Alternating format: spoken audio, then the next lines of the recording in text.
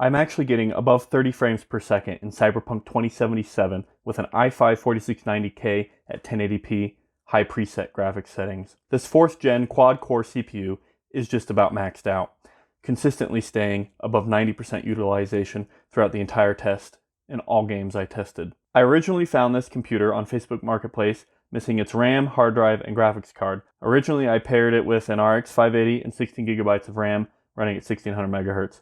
For today's test, I swapped out the 580 for a 3070. I used the 3070 in this benchmark because I wanted to make sure the CPU would be the bottleneck, and it's the most powerful card I have that will run on the system's 650 watt power supply. I tested the 4690K in Cyberpunk 2077, Red Dead Redemption 2, and Shadow of the Tomb Raider at 1080p. All 3 games were enjoyable to play. Red Dead Redemption 2 handled very well. CPU utilization stayed above 90%, usually sitting around 95, with occasional swings down to 92 or up to 100%. It handled the town of Valentine pretty well. Frame rates hung around the mid-40s in the busier areas, but would hit 60 out in the open. I could have lowered the graphics settings to bring frame rate up, but to my eye, this is a good experience. Once again, the CPU was pushed to its limit in Shadow of the Tomb Raider with utilization staying well above 90%.